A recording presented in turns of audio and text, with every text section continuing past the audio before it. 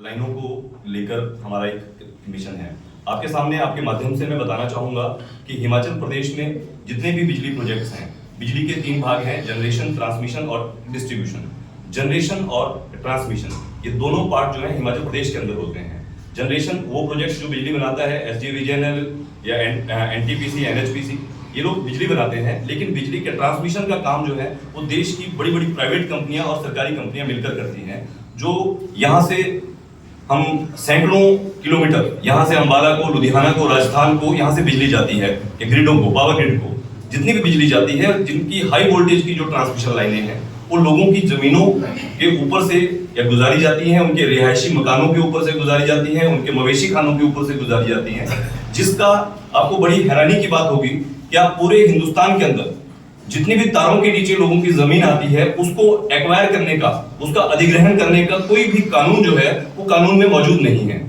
और ये बड़ी हैरत की बात है कि सभी राजनीतिक पार्टियां चुनाव लड़ती हैं और सभी राजनीतिक पार्टियां अपना जो इलेक्शन मैनिफेस्टो है वो रखती हैं, और ये इलेक्शन मैनिफेस्टो में, किसी भी राजनीतिक पार्टी के इलेक्शन मैनिफेस्टो में ये चीजें आज तक नहीं डाली गई हैं जिनको डाला जाना चाहिए कि चुनावों में लोगों को ये पता लगे कि उनकी कुल कितनी जमीन टावर के नीचे, क्योंकि हाई वोल्टेज के टावर हैं,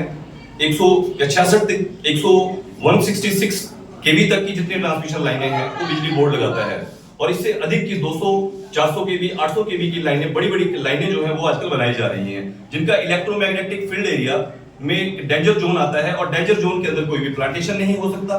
और कोई भी घर नहीं हो सकता या मकान नहीं हो सकता। उनको वहां से डिस्प्लेस जो है वो किया जाना है, और रिहेबिलिटेशन और रीसेटलमेंट प्लान, जितने भी इस तरह के प्लान हैं उनकी खुलकर वायलेशन जो है हिमाचल प्रदेश में भी की गई है। लगभग 25 लाख से ज्यादा ऐसे किसान हैं हिमाचल प्रदेश में जिनकी जमीन का कोई भी मुआवजा और कोई भी भूमि अधिग्रहण आज तक नहीं किया गया है। ना कोई कानून है, ना कोई कानून बनाने को राजी है।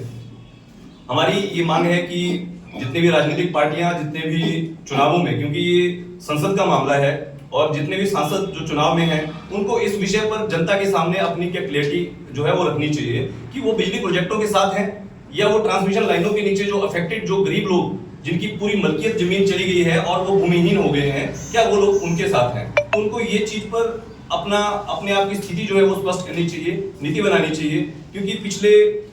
10-12 सालों से हिमाचल प्रदेश के अंदर ऐसी बहुत सी लाइनें जो हैं वो पकड़ी गई हैं जो गैर कानूनी तरीके से, जैसा कि कुल्लू के सैंड से तलाड़ा होते हुए पूरी पहाड़ी के ऊपर से अनिल अंबानी की ट्रांसमिशन लाइन, जो Parvati cold and transmission company के नाम से उन्होंने लाइन लगाई थी, जो कुल्लू से लुधियाना तक 403 किलोमीटर बिछाई गई थी, पूरी की पूरी लाइन गैर कानूनी तरीके से बिछाई गई थी, जिस मामले में हिमाचल प्रदेश में 14 FIR जो हैं वो दर्ज किए गए हैं 2014 से लेकर, और आज भी वो सारे FIR में हिमाचल प्रदेश हाईकोर्ट में कंपनी गई थी और कंपनी की जो पिटीशन थी वो हाईकोर्ट में निरस्त हुई थी, और आज वो कंपनी आज भी 10 साल के बाद सुप्रीम कोर्ट में मामला जो है पेंडिंग है। लेकिन हैरत की बात है कि लोग, राजनीतिक पार्टियां जिनका ये मुख्य काम है, जिनको लोगों की आवाज, वो कहते हैं कि वो लोगों की आवाज उठाते हैं, उनको अपने चुनावी घोषणा पत्र में ये बताना चाहिए कि कोई बिना मुआवजे के कोई व्यक्ति अपना मकान जो है वो खाली कर सकता है। क्या किसी के पास अगर 5 बिस्वा जमीन या 1 बीघा जमीन तारों के नीचे है तो तारों का अफेक्टेड एरिया होता है वोल्टेज के हिसाब से, 120 मीटर एरिया के अंदर कुछ भी नहीं हो सकता, कोई घर नहीं हो सकता, मकान नहीं हो सकता, कॉमर्शियल किसी भी तरह का बिजनेस वो भविष्य में नहीं कर सकता। तो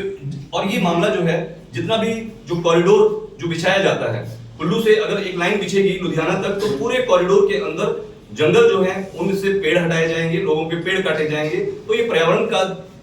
जो मामला है। और इस प्रकार से जितनी भी लाइनें यहाँ पे लगाई गई हैं, कुल्लू से जितनी भी लाइनें मंडी की तरफ, बिलासपुर से होते हुए यहाँ से गुजरती हैं बाहर को, या यहाँ से अमृतसर को यहाँ से लाइनें जाती हैं, ये सारी की सारी लाइनों के नीचे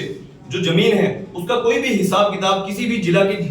जितने भी जिला अधिकारी हैं उनके पास नहीं है। जब आप उनसे ये डाटा मांगते हो तो वो प्राइवेट कंपनियों को कहते हैं कि वो डाटा बताएं, जबकि ये डाटा जिला अधिकारियों के पास और हमारे